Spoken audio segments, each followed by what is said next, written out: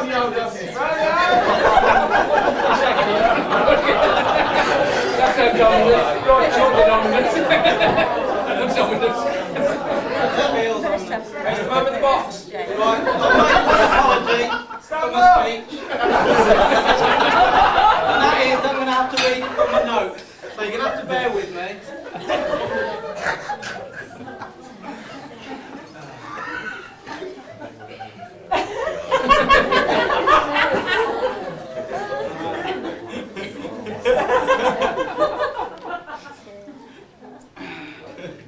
Telegrams, but they're for later.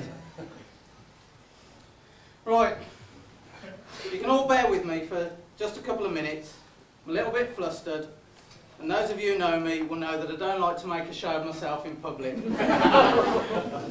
This whole best man thing has been quite stressful, and it has been from the start.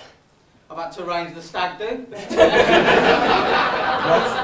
a weekend of drinking, shooting and rally driving in Nottingham, and getting his mates to confirm their attendance and pay deposits is particularly difficult when there are 24 of them to sort out. Thanks for coming, Heatsy, anyway.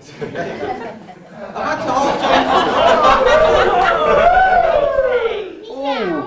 to hold James's hand throughout much of the build-up to the wedding and make sure he got here in one piece today. Now, just bear with me.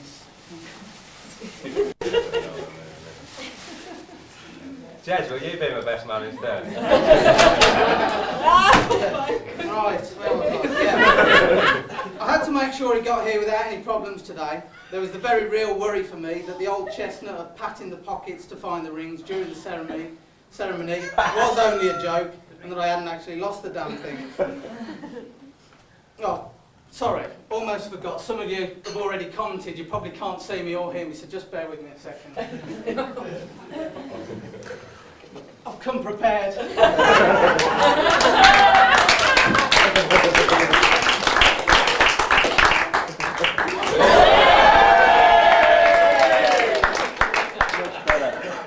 on it.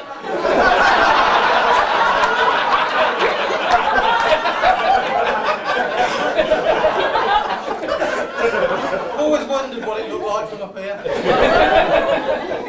Where I was. Right. It's a pleasure to deal with the first formality of my best man's speech, and that's to thank the bridesmaids on behalf of James and Katie. I'm sure you will all agree they look lovely today and they have done Katie proud. And those of you who know me will know that I am a fair and unbiased man. And I have to say that the smallest bridesmaid, Ellie, looked particularly beautiful. All I'm going to try and do now is give you all, particularly those of you who don't know James as well as I do, a little bit of insight into the man that is James Darliston. The man to which poor Katie has contractually obliged herself to for the rest of her life. Lucky Katie. Thinking of your predicament, Katie, I thought this gift might be appropriate. You can take it out. Okay. Yeah. Come on, Katie.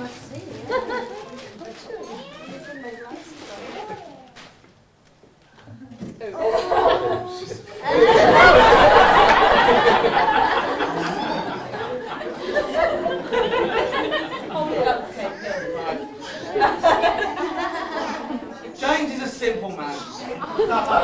Quite literally. Simple man. He never allows his life to be complicated. It's never stressful. He's never angry and very rarely confrontational.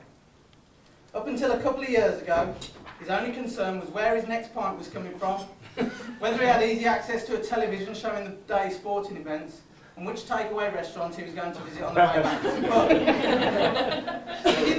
The beginnings of this simplistic lifestyle date as far back as 1986, when James, who was then a mere 12-year-old, was introduced to Stella at the Ferry Public House by his 10-year senior cousin Simon. This was Stella the lager and not Stella the Amsterdam stripper. That's a completely different story. James's relationship with Stella was a relationship which would blossom over the following years. A relationship based on mutual respect.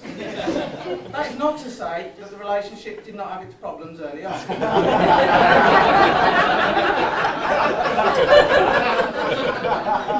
Our mom, cousin Simon's auntie Glenys, took Simon to one side and he was given a clear bollocking about his view of how James's early social development should progress, and our mum's view, which was entirely different.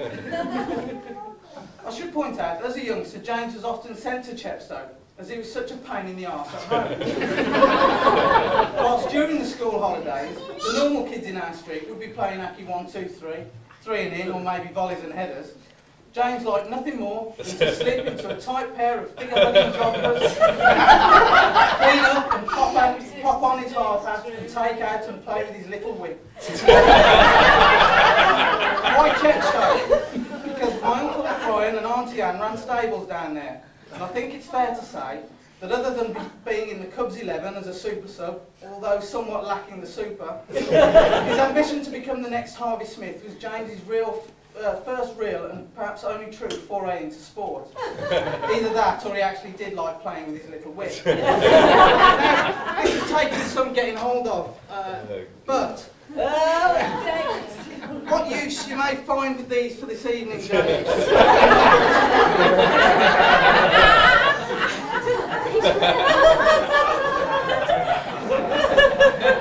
Oh, we're right, Kate. Probably not.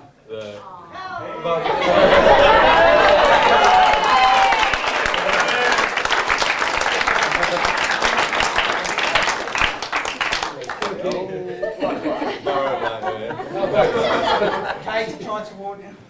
Right. I may be doing James a little of a disservice. He played badminton and tried skiing, as well as horse riding and football. In fact, he picked up the sporting nickname of Dead Cat, due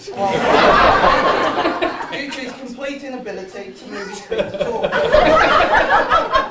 If the shuttlecock passed him at more than an arm's length to either the left or the right, he simply left it.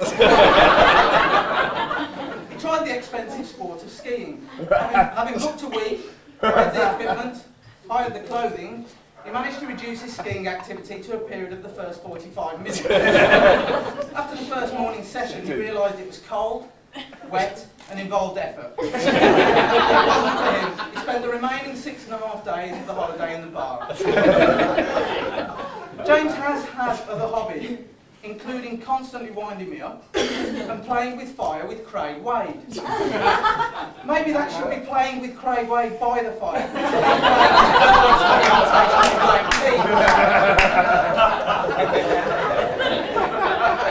James developed a love for tractors, which took him to agricultural college. For a while, where I understand he learned next to nothing. He did, however, manage to dent the roof of his car by surfing on it whilst his drunk mate drove it down the drive of the car. How James has made it here today sometimes surprises even me. The only real hobby to stay with James is his love of sleep. His quest to find strange places to sleep. Many of these locations have been found whilst on a drinking session, and the top 5 in no particular order are on the floor in the bar at the back of Sharky's in Lichfield, Knowles' dad's factory floor. He once fell asleep upside down on the staircase in a nightclub called Wobble, with his face on the dance floor. What's it to move, son? He fell asleep inside the broom cupboard outside Simon's apartment. It was only discovered because when Simon came home several hours after James, he could hear James snoring.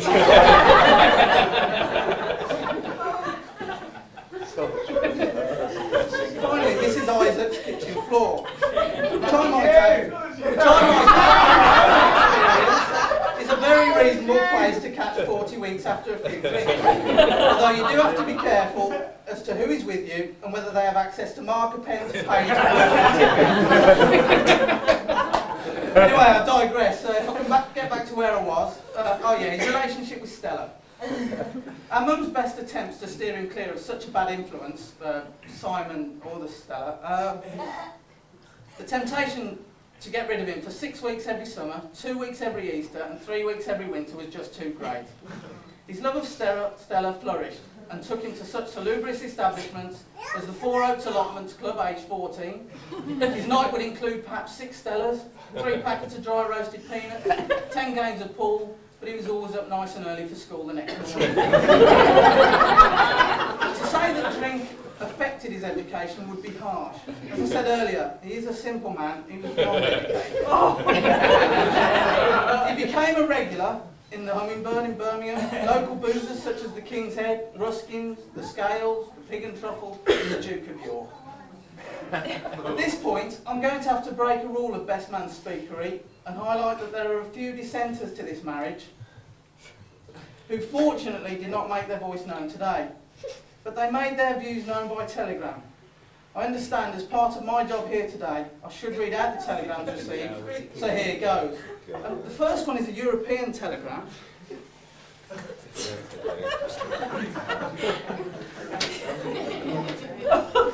Mr. James Darlaston and the new Mrs. Katie Darlaston.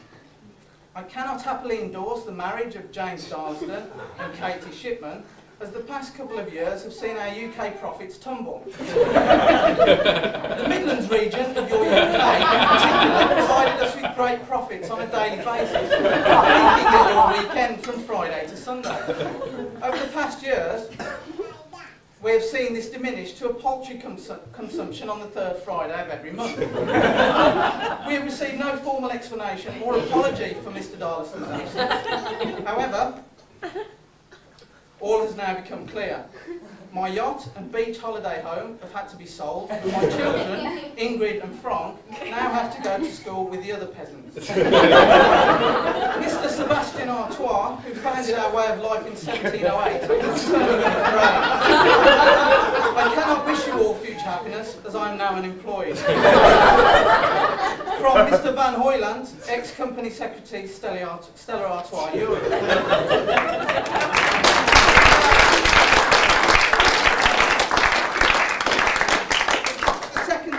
Is a local one to Mr. James Darlaston.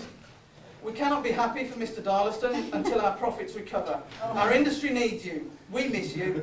Please come back. I need you. From Mr. P. Deakin, UK Sales Office, Carlin, UK.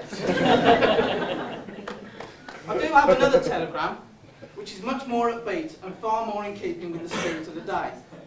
I was rather surprised to note that it was from Her Majesty's Prison Service. It reads as follows. To Katie and James. Dear James and Katie, I hope you have a wonderful day, and I wish you a long, happy and prosperous life together.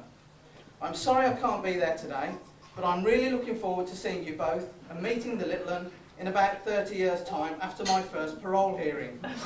A quick message to James. Make sure you look after Katie if you want to avoid the wrath of the Shipmans. Best wishes on this your special day.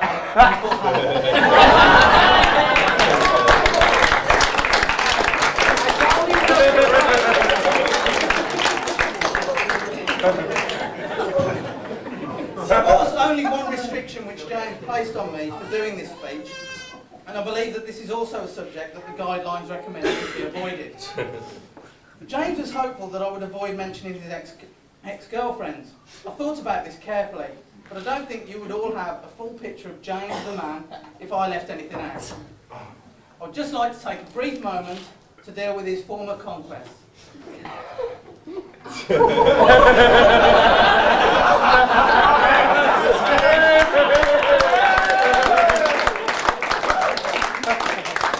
James is never much of a ladies' man. On a serious note, I can say James has always been a good brother to me, passing down his clothes to his older but much shorter brother, at the age of about 14 years old, to being by my side as my best man during the proudest moment of my life when I married Michelle a little over 4 years ago. He has plagued me with telephone calls in the middle of the night on his way back from the pub, when he hasn't lost his mobile on the way back from the pub, to remind me of how proud he is to be a Darlaston. The actual terminology he used I won't be using today in front of family. He has always been the sensible, more level-headed of the two of us, when others would suggest it should have been the other way around. He has remained proud of and true to the memory of our mother, and he has stayed strong in difficult times when lesser people would have crumbled. James and I both know that an angel looks over our every move every day, for us both to have made it as far as we have relatively unscathed. No one will be more proud than our mum giving her blessing to James and Katie today. I think she will be especially looking forward to having 2 more Darlistons to watch over.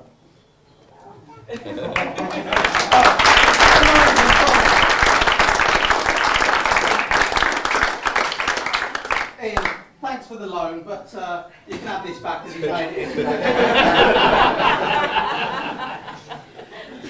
I'm going to wrap things up now, as I see several of you have fallen asleep, and the heckling from James's mates is about to start. There are probably many people better placed to give advice to a young married couple such as James and Katie.